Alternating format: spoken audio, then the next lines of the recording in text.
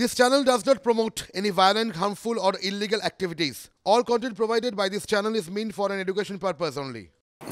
মাঝে মাঝে মনে হয় যে এই মুখপাত্রদের কাজটা কত কঠিন, মানে গোটা একটা এটা ম্যানেজমেন্টের মধ্যে খুব সুন্দর একটা জিনিস আছে জানেন তো, মানে নেগেটিভ বিষয়কে পজিটিভ করে দেখানো। এইটা খুব একটা ইন্টারেস্টিং সাবজেক্ট। নিজের যে দুর্বল জায়গাটা সেটাকে আপনাকে এমনভাবে প্রেজেন্ট করতে হবে যে যাতে মনে হয় যে কোথাও গিয়ে আসলে এটা আপনার শক্তি। এটা শেখানো হয় ম্যানেজমেন্টে, কিন্তু রাজনীতিতে এগুলো সব ইনস্টিংক্ট থেকে আসে। যে যত ভালো পারেন তিনি তত ভালো মুখপাত্র। গোটা বিষয়টায় একটা জিনিস খেয়াল করে দেখুন, গোটা বিষয়টা অনেক কিছু জিনিস তো মানে যেভাবে ব্যাখ্যা হচ্ছে গোটা ব্যাপারটা অনেকটা ইধার থেকে উধার হয়ে যাচ্ছে। এটা শোনার পর আপনার কি মনে হবে? একটা জনজাগরণের ব্যাপার যেখানে আছে, এবং আলটিমেটলি তাহলে ওটা ভোটের বাক্সে এরকম করে গিয়ে বলা আর কি। এবার প্রতিরোধ যে বক্তব্যগুলো শুনলেন এবং ভারতবর্ষের বিভিন্ন জায়গায় যেগুলো হবে শুনলেন, সেগুলো সব তার মানে ওই প্রতিরোধটা ভোটের বাক্সে হবে। এটা আমি ভুল বুঝেছি, এটাই এখন ধরে নিতে হবে মুখপাত্র যখন পুরো ব্যাপারটা ব্যাখ্যা করে দিয়েছেন। এই জন্যে জানেন তো, ঠিক এই একটা কারণেই সেই ছোটোবেলায় যখন মাধ্যমিক দিতাম আমাদের সময়, তখন ছাত্র বন্ধুর ভীষণ ডিম্যান্ড ছিল। একবার ঝাট করে যে বিষয়টা বুঝতে পারছি না, একবার ওই মানে বইটা না থাকলে না কোনোদিন ক্লিয়ার হতো না আমাদের সামনে। মানে বইটা মাস্ট। রাজনীতিতে কিন্তু ওই মানে বইটাই মুখপাত্র হয়ে গেছে, এটা এখন বুঝতে পারছি। এটা বুঝিয়ে না দিলে আমরা ব্যাপারগুলো বুঝতেই পারি না।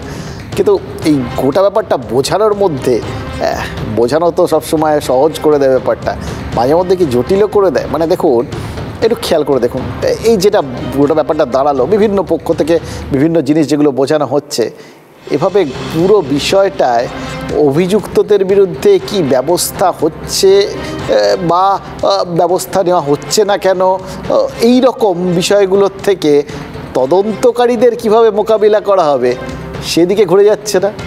হ্যাঁ, গোটা ব্যাপারটা তাই তো হওয়া উচিত।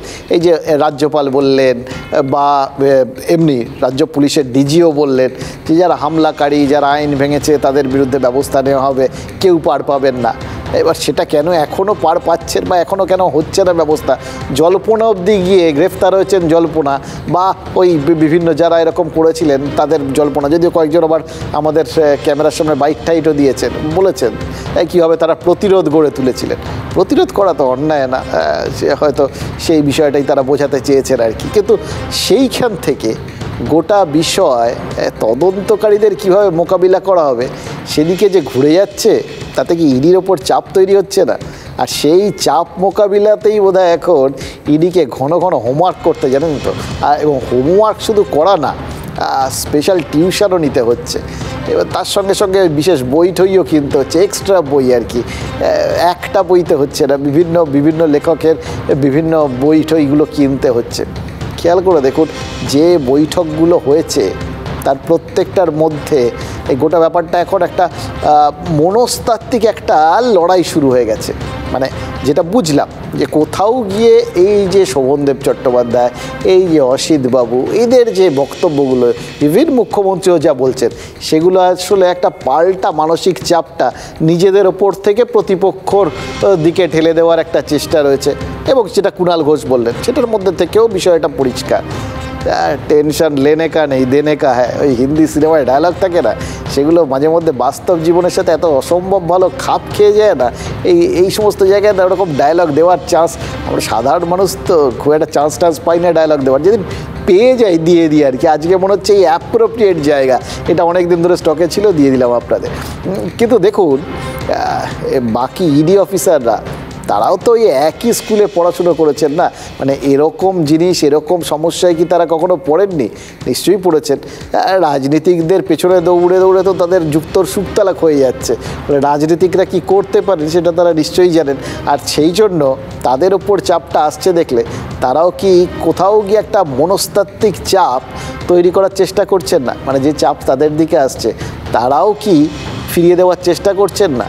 ওই বললাম, যার জন্য ওই তাড়া খাওয়া এবং কোথাও গিয়ে আঘাত পাওয়া বাঘ অনেক বেশি ডেঞ্জারাস হয়, কারণ তার তো তখন হারানোর কিছু নেই। সেই জন্য সে তখন যা খুশি তাই করে ফেলতে পারে। এইটা হচ্ছে খুব ইন্টারেস্টিং একটা সিচুয়েশান।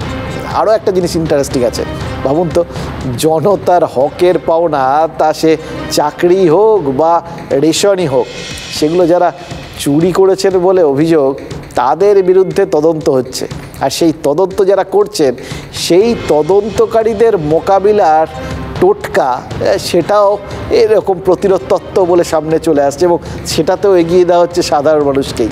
এবং এই দুটো কাজ সমান্তরালভাবে চলছে। কি ইন্টারেস্টিং একটা সিচুয়েশন না?